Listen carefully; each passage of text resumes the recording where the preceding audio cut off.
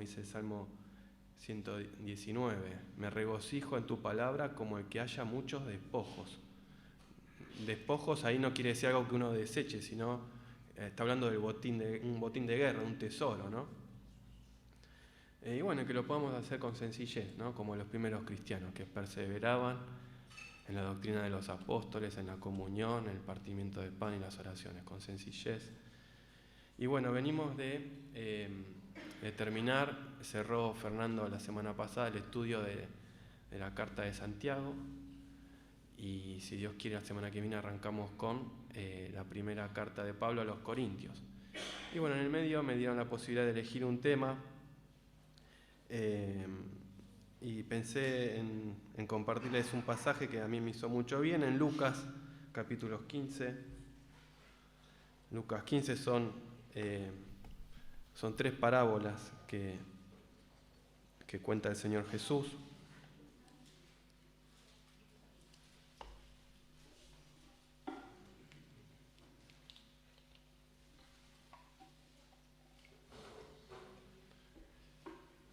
Dice así la palabra de Dios. Lucas 15. Se acercaban a Jesús todos los publicanos y pecadores para oírle. Y los fariseos y los escribas murmuraban diciendo: Este a los pecadores recibe y con ellos come. Entonces él les refirió esta parábola diciendo: ¿Qué hombre de vosotros, teniendo 100 ovejas, si pierde una de ellas, no deja las 99 en el desierto y va tras la que se perdió hasta encontrarla? Y cuando la encuentra, la pone sobre sus hombros gozoso. Y al llegar a casa, reúne a sus amigos y vecinos, diciéndoles: Gozaos conmigo, porque he encontrado mi oveja que se había perdido. Os digo que así habrá más gozo en el cielo por un pecador que se arrepiente que por 99 justos que no necesitan arrepentimiento. ¿O qué mujer que tiene 10 dracmas, si pierde una dracma, no enciende la lámpara y barre la casa y busca con diligencia hasta encontrarla? Y cuando la encuentra, reúne a sus amigas y vecinas diciendo: Gozaos conmigo, porque he encontrado la dracma que había perdido. Así os digo que hay gozo delante de los ángeles de Dios por un pecador que se arrepiente. También dijo: un hombre tenía 2 hijos, y el menor de ellos dijo a su padre: Padre, dame la parte de los bienes que me corresponde, y les repartió los bienes. No muchos días después, juntándolo todo, el hijo menor se fue lejos, a una provincia apartada, y allí desperdició sus bienes viviendo perdidamente. Y cuando todo lo hubo malgastado, vino una gran hambre en aquella provincia y comenzó a faltarle. Y fue y se arrimó a uno de los ciudadanos de aquella tierra, el cual le envió a su hacienda para que apacentase cerdos. Y deseaba llenar su vientre de las algarrobas que comían los cerdos, pero nadie le daba.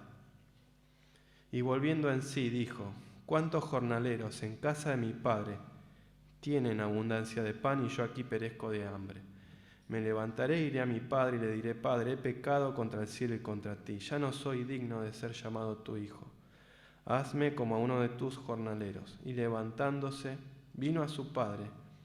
Y cuando aún estaba lejos, lo vio su padre, y fue movido a misericordia, y corrió, y se echó sobre su cuello y le besó. Y el hijo le dijo: Padre, he pecado contra el cielo y contra ti, y ya no soy digno de ser llamado tu hijo.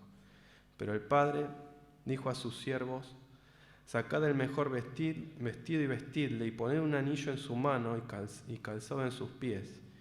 Y traed el becerro gordo y matadlo, y comamos y hagamos fiesta. Porque mi hijo, muerto era y ha revivido. Se había perdido y es hallado. Y comenzaron a regocijarse. Y su hijo mayor estaba en el campo, y cuando vino llegó cerca de la casa y oyó la música y las danzas. Y llamando a uno de los criados le preguntó qué era aquello. Él le dijo: Tu hermano ha venido, y tu padre ha hecho matar el becerro gordo por haberle recibido bueno y salvo. Entonces se enojó y no quería entrar.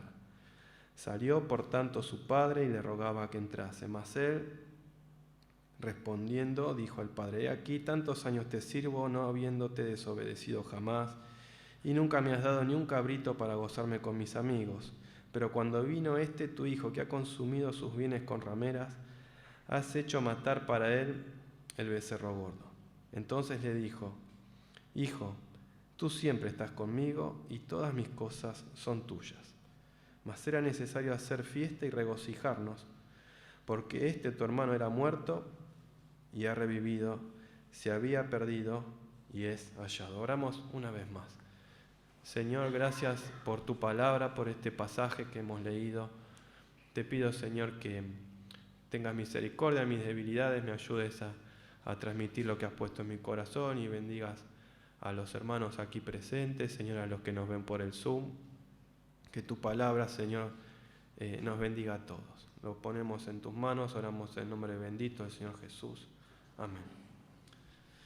Hay un gran riesgo que tenemos los creyentes, que es el hecho de estar saciados, el hecho de dar por sentado muchas bendiciones que tenemos por haber creído en el Señor y habernos arrepentido y ser hijos de Dios y disfrutar la comunión, como lo que yo les contaba recién. Y capaz que este riesgo se acrecenta con los años, ¿no? Yo veo una situación con mis hijos muy, muy recurrente, que es uno trata de darle todo lo que necesitan, todas las necesidades básicas, ¿no? Las cosas que tienen que ver con el abrigo y el sustento que todos conocemos. Pero nunca falta la situación que ellos quieren algo que uno dice que no, porque no tiene plata o cree que no es lo conveniente, ¿no? Y ahí viene el reproche. Y uno dice, bueno, son chicos, pero esto que pasa en los chicos está en nuestro corazón, está en nuestra carne, ¿no? Lo vemos en el Antiguo Testamento permanentemente en el pueblo de Israel. Si vamos ahí a Números, en el capítulo 11, verso 4, ahí ya Dios los había sacado milagrosamente de Egipto, estaban en el desierto, ya les había provisto el maná de forma milagrosa, llover pan del cielo.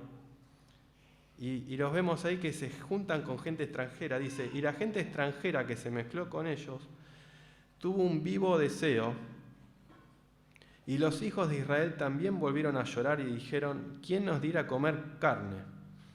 Nos acordamos del pescado que comíamos en Egipto de balde, de los pepinos, de los melones, de los puerros, las cebollas y los ajos. Y ahora nuestra alma se seca, pues nada sino este maná ven nuestros ojos. Ellos habían sido esclavos y fueron libertados igual que nosotros. Dios les había dado libertad, los había saciado igual que a nosotros, pero estaban todo el tiempo quejándose y mirando qué había afuera, ¿no? Y ahí la pregunta nos la tenemos que hacer cada uno de nosotros. Nosotros también, bueno, una pregunta para reflexionar. Hay un concepto ahí en el derecho laboral que es el de derecho adquirido, ¿no es cierto? Si mi empleador, en forma normal y habitual, me da una prestación, la que sea, ya ahí eso se transforma en un derecho adquirido y se supone que me lo tiene que dar siempre. Y si me llega a despedir, la indemnización debe tomar ese concepto, ¿no? Porque es algo que ya está, me corresponde. Y a veces pensamos que con la vida espiritual es igual, pero tenemos que saber que todas las cosas que recibimos por el hecho de formar parte del pueblo de Dios y estar en comunión con Él y con los hermanos, las recibimos gratuitamente por gracia y no es un derecho, o sea, seguimos siendo deudores. Y si ponemos nuestros ojos fuera de lo que Dios preparó para saciarnos, lo estamos dejando a Él. Otro ejemplo lo vemos ya pasando toda la etapa de los jueces, que ya la estudiamos, ya al final de esa etapa,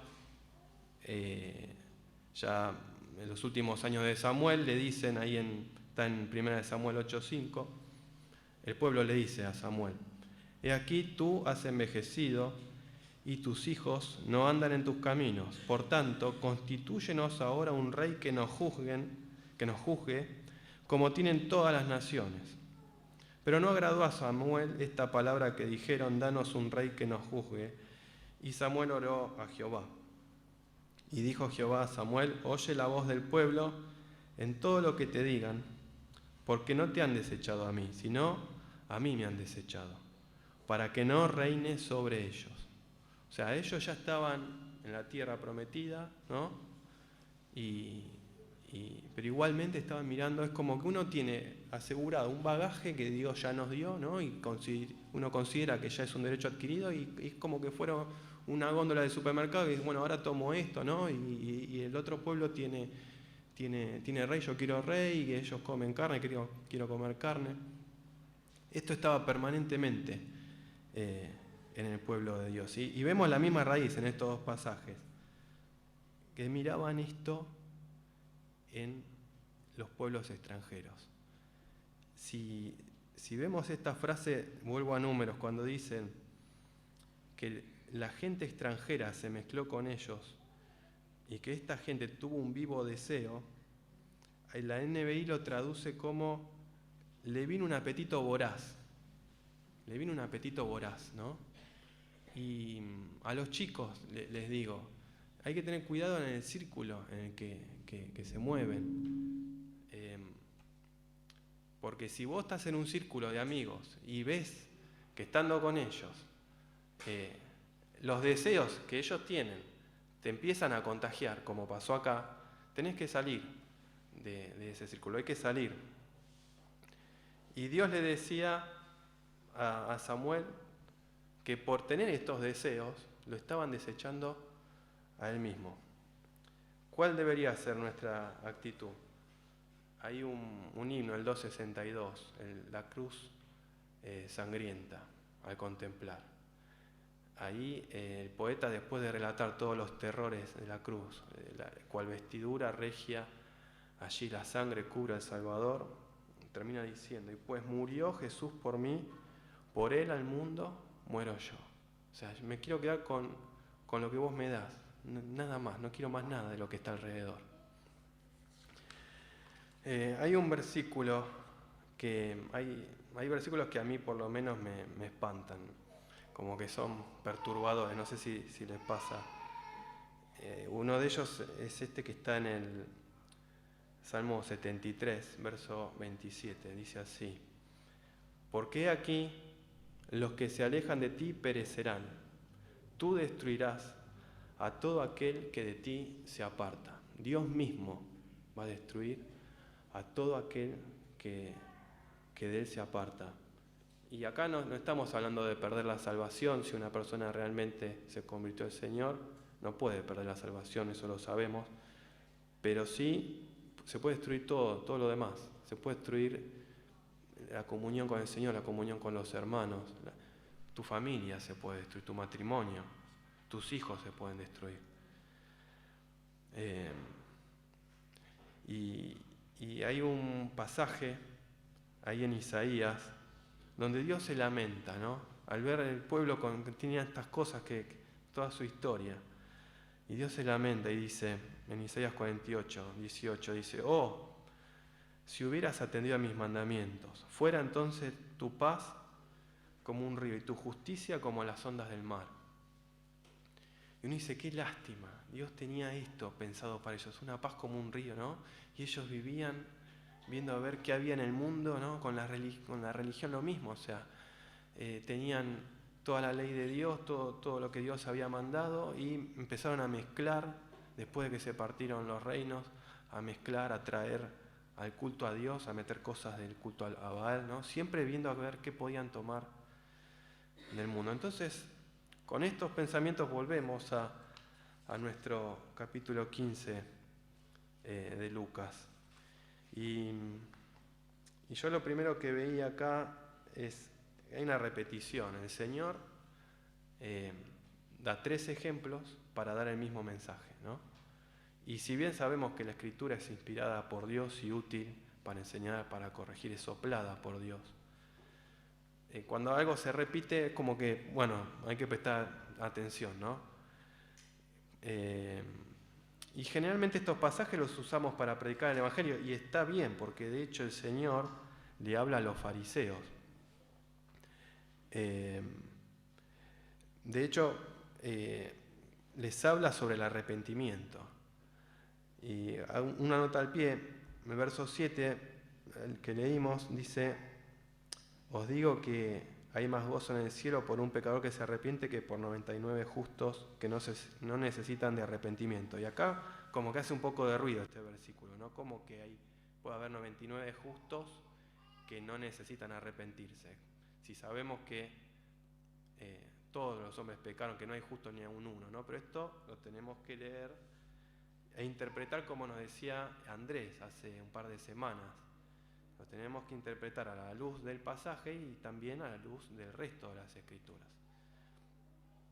Entonces acá hay que tener presente que le está hablando a los fariseos que a sus propios ojos, confiando en su religión, en sus ritos, en sus costumbres, en que eran hijos de Abraham, a sus propios ojos no necesitaban de arrepentimiento, pero a los ojos de Dios sí necesitan de arrepentimiento. Y también, si hay alguno que todavía no ha tomado una decisión por Cristo y no se ha arrepentido de sus pecados, sepa que la Biblia dice que está establecido para los hombres que mueran una sola vez y después de esto el juicio. Y el juicio ese de Dios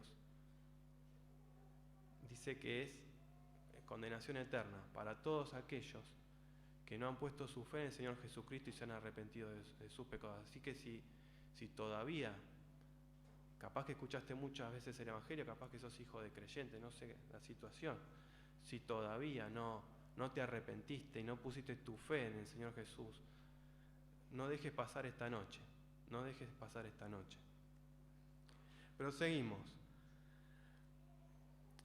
Siempre, decíamos que este pasaje lo usamos para predicar el Evangelio, está bien, pero siempre que estemos frente a cualquier pasaje de la Biblia, haremos bien en tratar de extraer qué nos dice acerca del carácter de Dios y qué nos dice acerca del carácter nuestro, ¿no? De nuestra propia naturaleza. Entonces, si hablamos del carácter de Dios, nos dice que Dios nos busca con diligencia. Vemos ahí en el verso 4,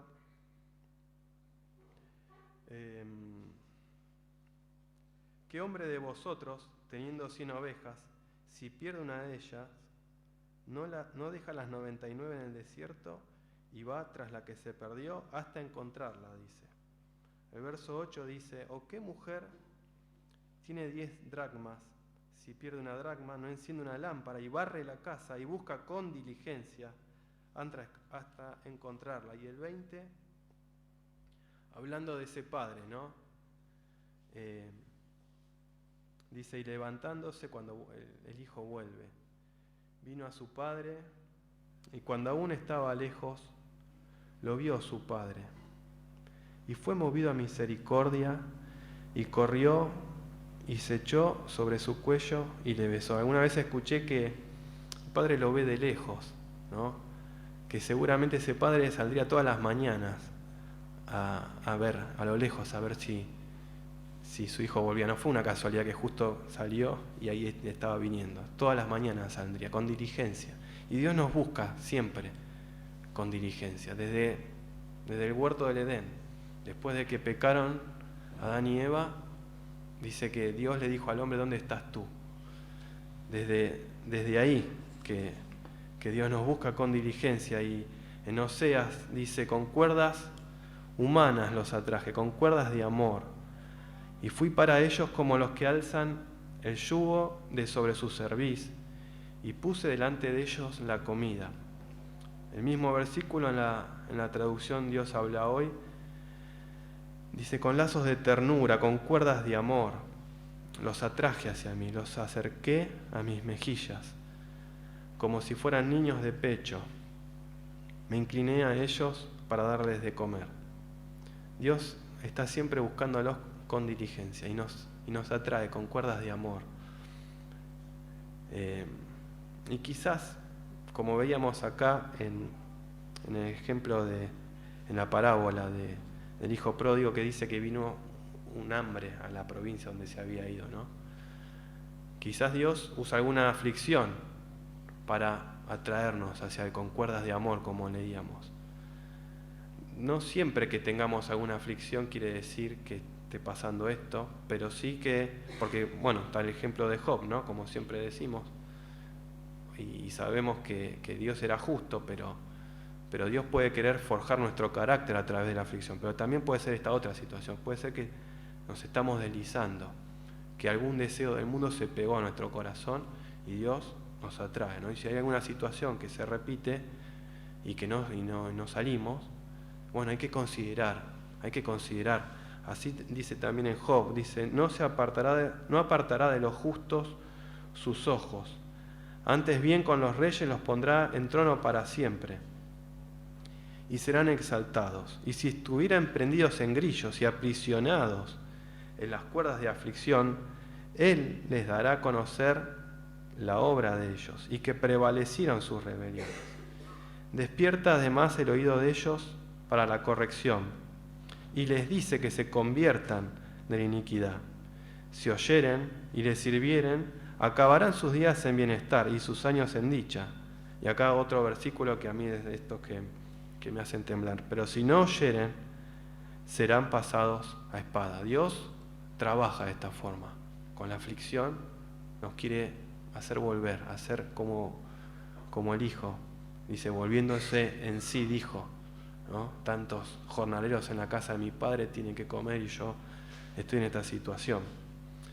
Otra cosa que vemos del carácter de Dios, que no solo que nos busca con diligencia, sino que cuando nos volvemos a Él se alegra.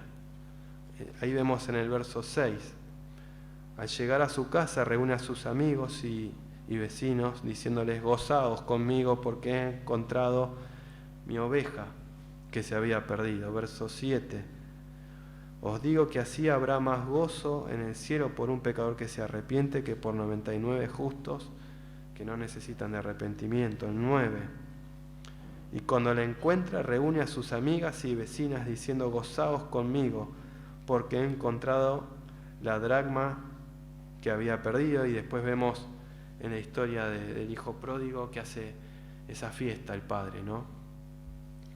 Dios no solo que nos busca, sino que también cuando nos volvemos a Él se alegra y hace fiesta.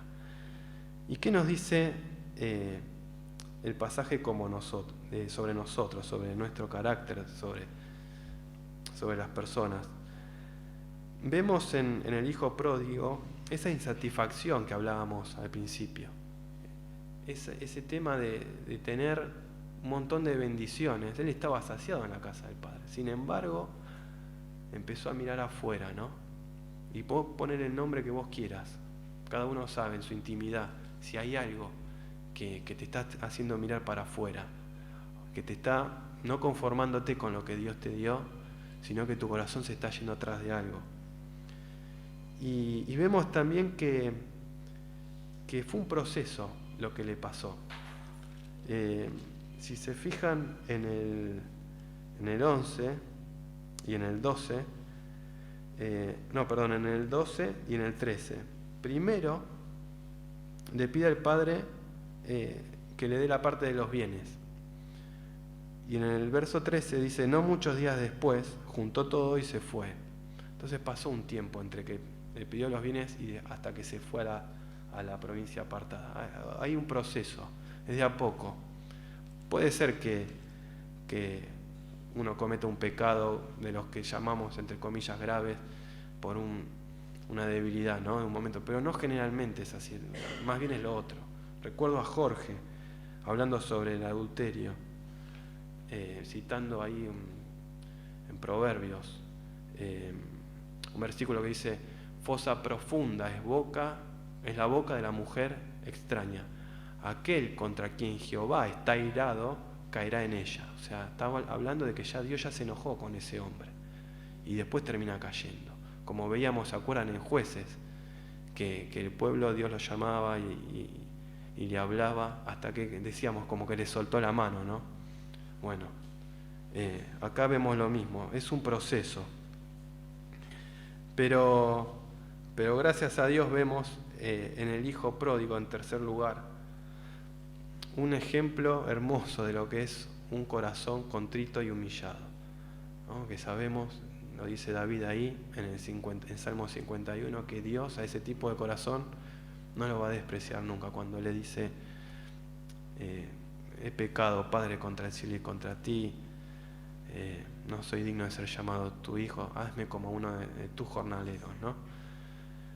Y Dios nunca desprecia un corazón así. Entonces, para cerrar, hermanos, hoy los invito y me invito a mí, ¿no?, a hacernos estas preguntas. ¿Estamos satisfechos con todo lo que Dios nos da, con todas las bendiciones que hemos recibido por estar en su casa, por estar en comunión con Él, con los hermanos? ¿Estamos saciados? ¿O estamos poniendo los ojos en el mundo, en lo que nos rodea?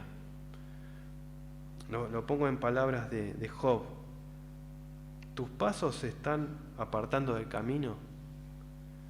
¿Tu corazón se está yendo tras tus ojos? ¿Algo se pegó a tus manos? Bueno, cada uno sabe.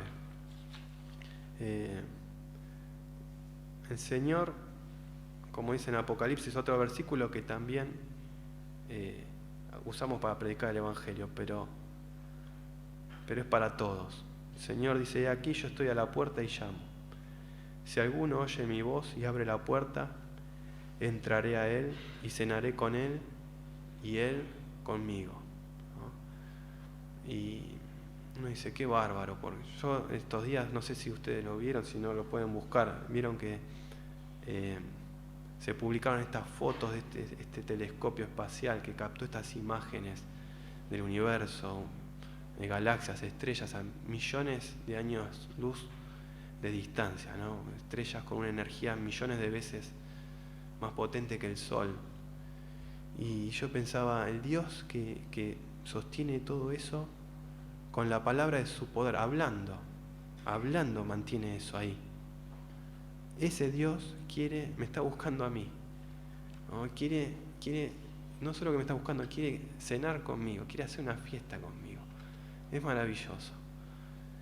Así que hagámonos estas preguntas. Ahora los invito a que nos tomemos un minuto de oración en lo personal y cierro yo orando, haciéndonos estas preguntas. Si algo se pegó a nuestras manos, si nuestros ojos se están yendo tras algo, ponele el nombre que vos quieras. Sepamos que el Padre está ahí esperando, mirando a lo lejos a ver si volvemos, y que tiene este deseo de cenar con nosotros. Oramos.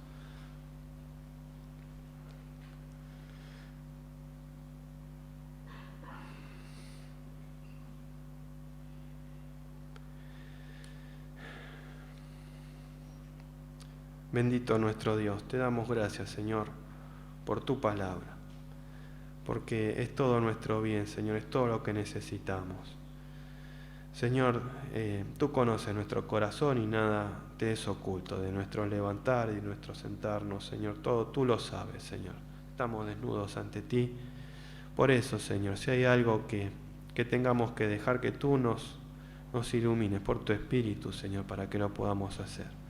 Y si alguno, Señor, que esté aquí o nos esté viendo por el Zoom, aún no tuvo una experiencia de conocerte, no se arrepintió, Señor, de sus pecados, no tiene la seguridad de que si hoy muere va a los cielos contigo, Señor, que hoy pueda volverse a ti, saber que tú lo estás esperando, Señor, que tú quieres tener comunión con Él.